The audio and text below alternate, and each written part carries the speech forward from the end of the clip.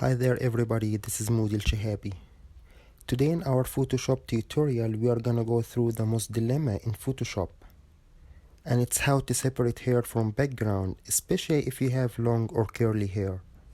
It could be challenging at times in some pictures. There is no such magic tool to do so with just a click of a mouse. Today I'm gonna show you 3 ways only used by professional users of Photoshop. Let's start and cut some hair. I'm gonna start here and open my Photoshop program. Select your image. Here, as you can see, there is so much hair, curly hair. There is no way here you can get this done with any selection tool such as pen tool, lasso tool, or any other tool. Our first method here depends on channels. First, unlock the image, go to channels, or go to window, and from there you can find the channels.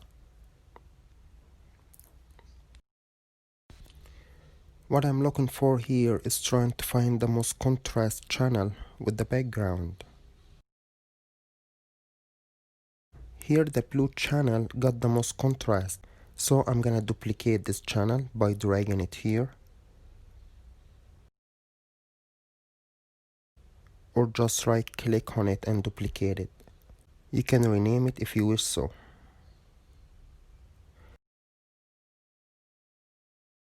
Now go to image, adjustments, then levels, or just click on Ctrl L from the keyboard.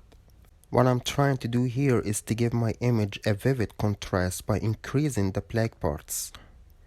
So move this handle here to increase the black parts, and the other handle to increase the white parts. I think it's one of a kind.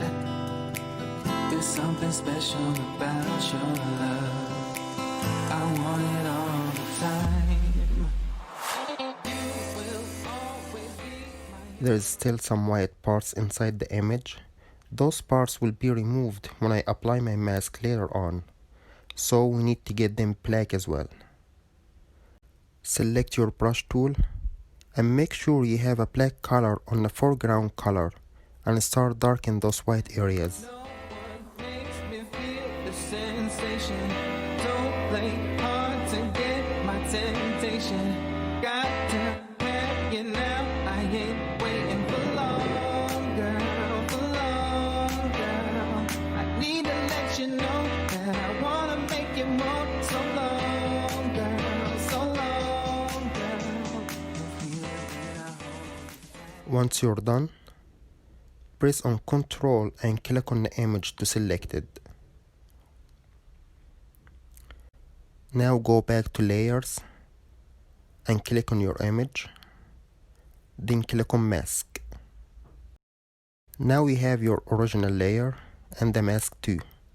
Make sure you're on the mask part, then hit Ctrl I to reverse the mask. Now you got your hair done.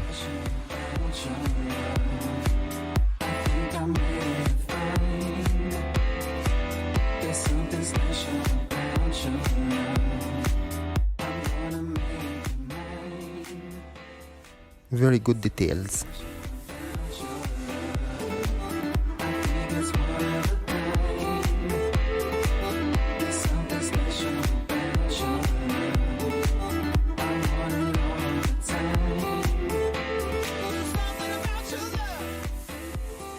Now I'm gonna go back to my channels and go back a few steps by clicking on Alt Ctrl Z to show you a tricky part.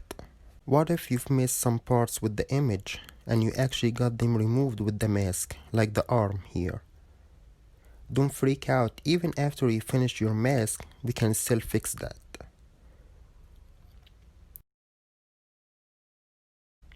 Again, make sure you are on the mask. Select your brush tool again, but this time make sure you have white color in your brush.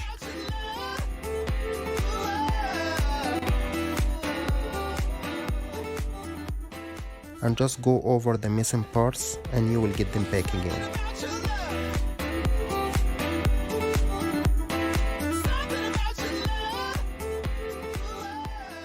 So you can darken those areas before you start your mask or whiten them after you finish your mask. This is by far the most accurate process of separating hair from the background.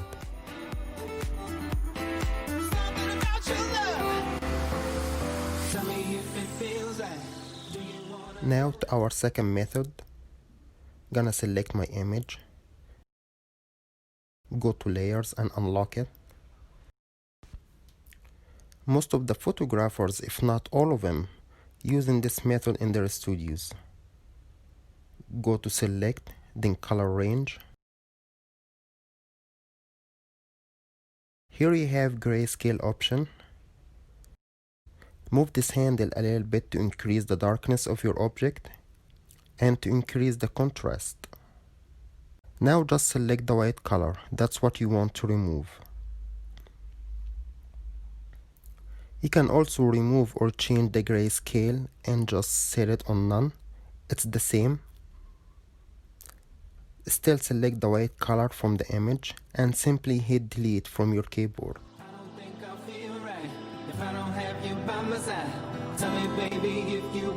The fastest way of cutting hair so far, and it still got a pretty good results.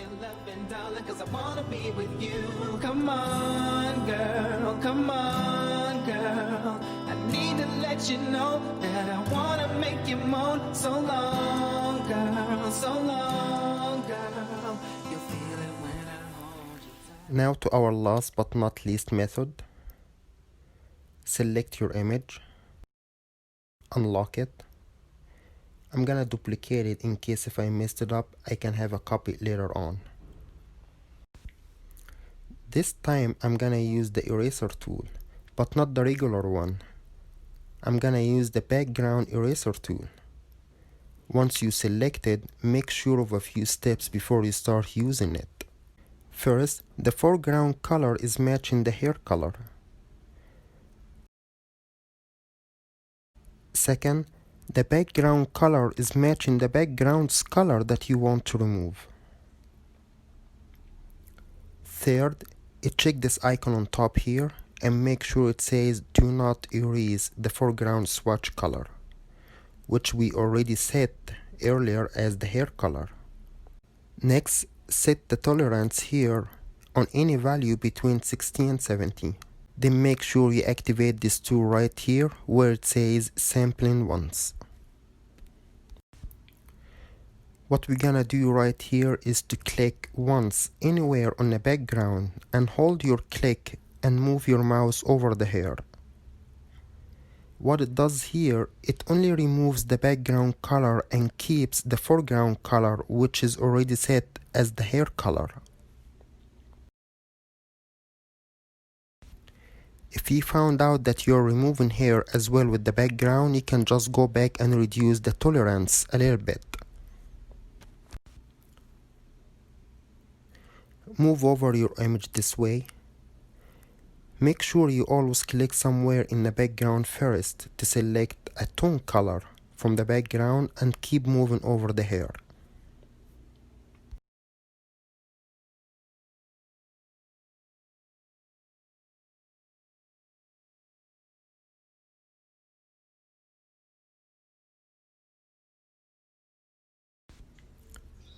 Once you come here to the hands or any other part of the image that got a different color than the hair color, just simply go back to the foreground color and select the hands color again.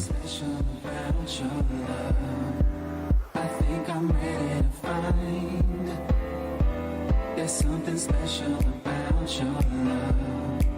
I'm gonna make it mine. There's something special about your love. I think it's one of a kind. There's something special about your love. I want it all the time. This last method is a bit long. Take some time as you're doing it manually. But it got great results and definitely effective, as you can see.